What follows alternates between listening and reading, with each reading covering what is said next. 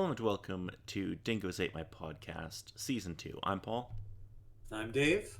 and this week we'll be discussing the episode She.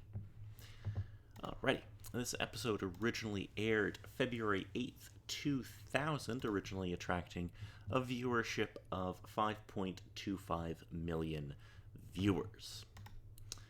Alrighty. So, number one at the box office this week, Dave. Any idea? In February of that I'll year. give you a hint. One, it's a horror movie. Two, it's from a franchise I adore.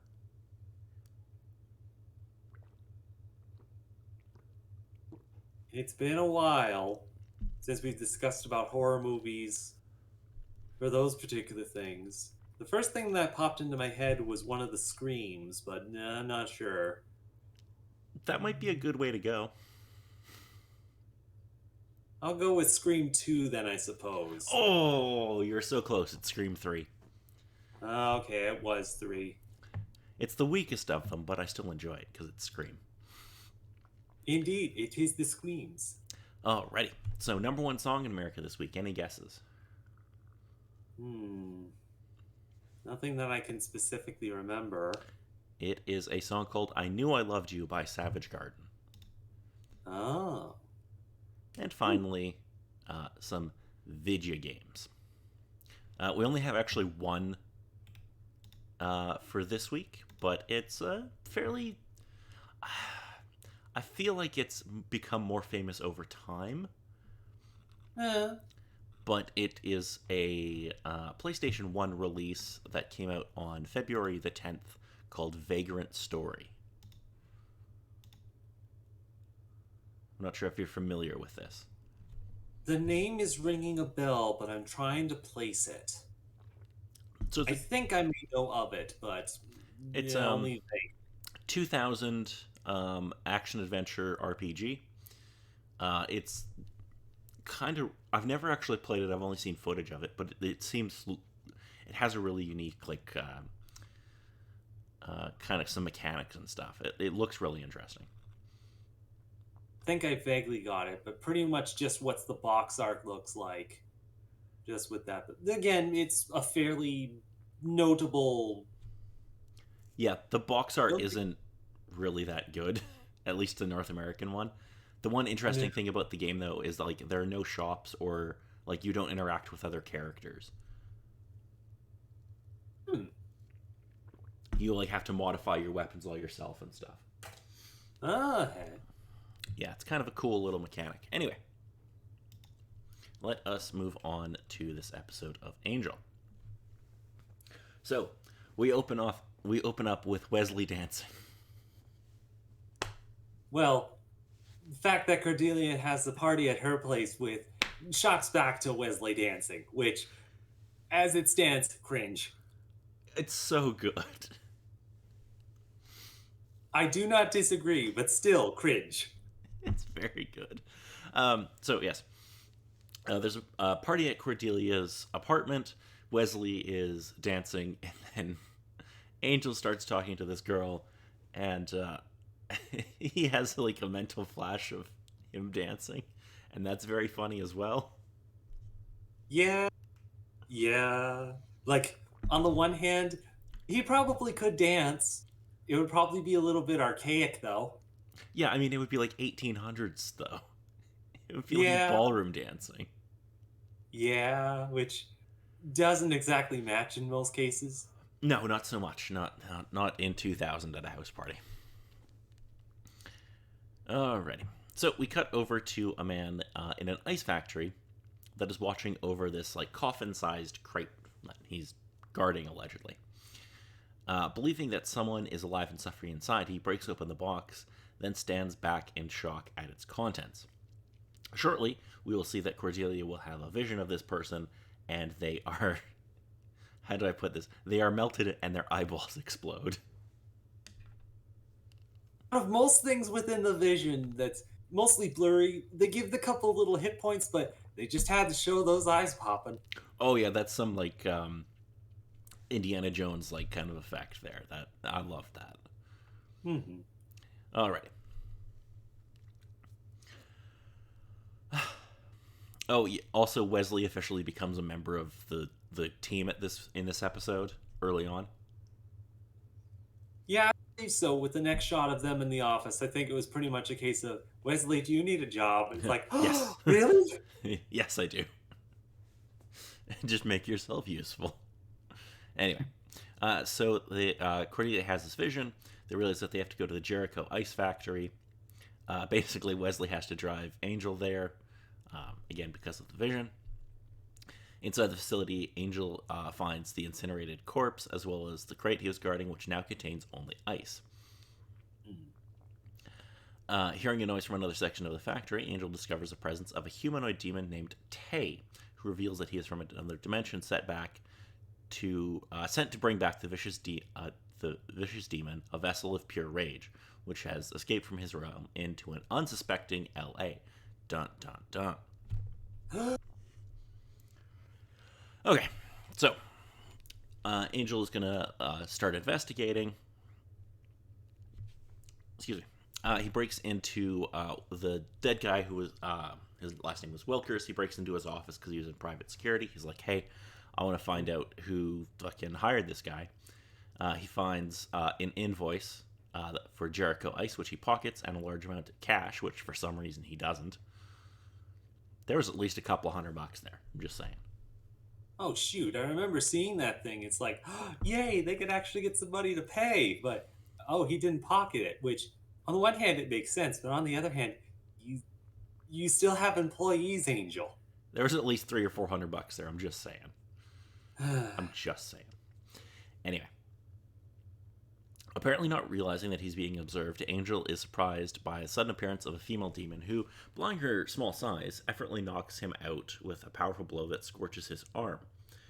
Receiving a call on her cell phone, the demon hardly spares Angel another glance before leaving in haste, pulling up her hood and wrapping a thing around her head to kind of hide the fact that she's a demon. Yeah. She drives away, recovering quickly enough to give chase. Angel calls Cordelia on his cell phone, which, okay, he opens his cell phone, turns it on, and it says the battery's dead, but you can clearly see in the top corner that the battery icon is full. Yeah, it's a low battery. Didn't notice many of the other details of that, but ooh, man, that cell phone. It was certainly a 2000 era cell phone, like 99. It was certainly a thing. So she leads Angel to this art gallery where she tries to sick the security on him, saying that he's like this weird guy's following her. So Angel pretty easily gets away from the security because he pretends to be like I don't know what the word is, but like he pretends like he works for the museum and he's like explaining one of the paintings and stuff fairly accurately. My favorite part is where he's like pointing out people in the painting, like, oh, this is the artist and this is this person.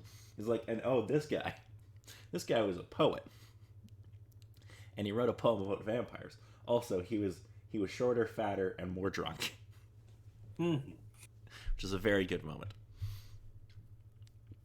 Angel catches up to this demon in like a storage room in the art gallery.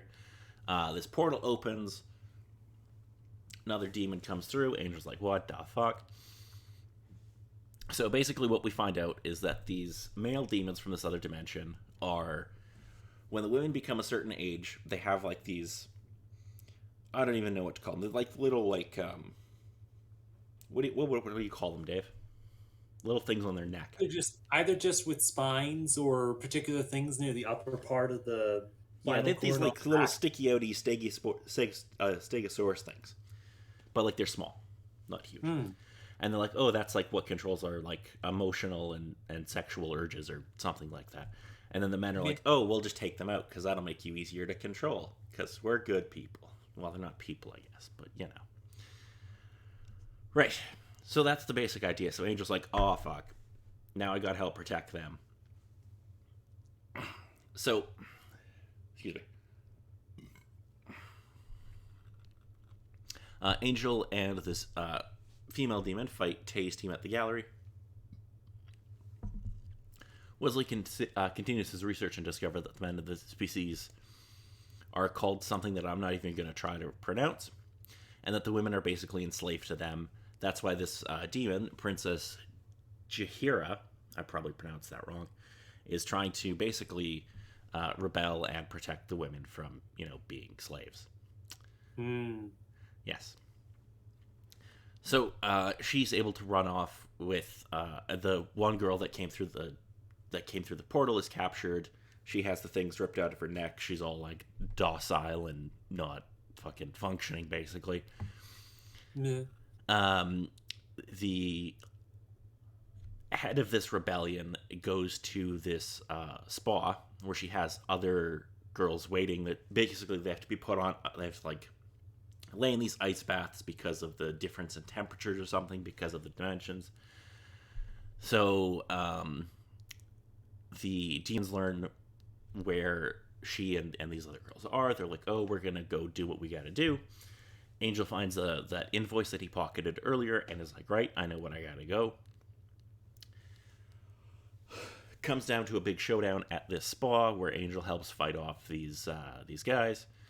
He gets one of them in like a sleeper hold, and he's like, look, if you fuck with me here, I'll kill your leader. And the guy's like, fine, I guess. And basically says, if you come back to LA, I'll fucking kill you. He lets the women go off because they have a place in the desert where they'll be safe. And that's more or less all that happens in the episode, isn't it? Well, it sort of brings up the dichotomy of both of them with the princess and Angel, where she's focusing on trying to save the girl, but doesn't have too much concern for anything else in her way of her mission. Oh, yeah. Where Yeah. Angel is the reverse of that, where he wants to protect all the people and they're causing all these shenanigans. Yes, because Where, she's perfectly happy to let Wesley and Cordelia die at one point. yeah, as long as the girls are protected. Mm-hmm. Whereas Angel is like, no, nobody dies. I'm gonna protect everyone. Yeah, let's maybe try to find a better way than to have you horribly maim the females of your species. Yes. Alrighty. So, from this episode, we have some fun stuff. So, if you remember, there was a guy who worked at the spa that we saw, whose name is Yes. Mars. Do you remember Hmm. him? Yes, I do. Okay, we've actually seen this actor previously. Um, Actually, not too long ago, he was in the episode Hero, where he Ah, played. I forget who he played in it.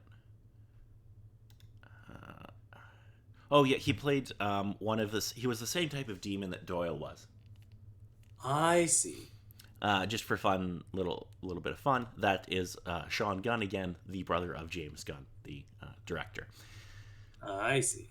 Yes. So, as we said, Wesley officially became a member of Angel Investigations in this episode, and for some international titles because this is always fun.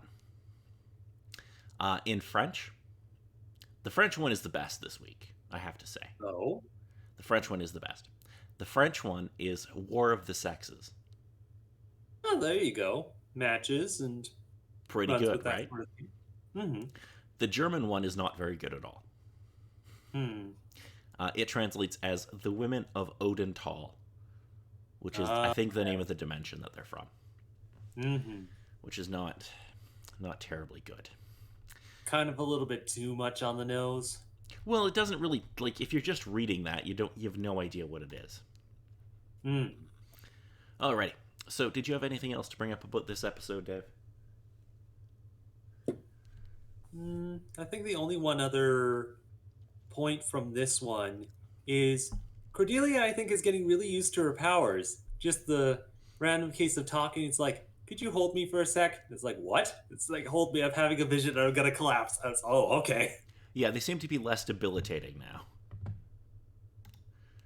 Like she's not like on the floor half dead after having them. Like she seems to be able to withstand them better. Yeah, gotten a bit more used to them, and now just gets a massive headache. Yeah. Yeah. Alrighty, so if there's nothing else, next week we will be discussing the episode I've Got You Under My Skin. So, Why does this seem like it's gonna be a little bit iffy? well, Angel is going to save a young boy from getting hit by a car. Okay. He's going to. Have you ever seen The Exorcist, Dave? I know of clips of it. Okay. So this is basically going to be The Exorcist, but with a twist. Ooh. A twist. So until next time, I'm Paul. And I'm Dave.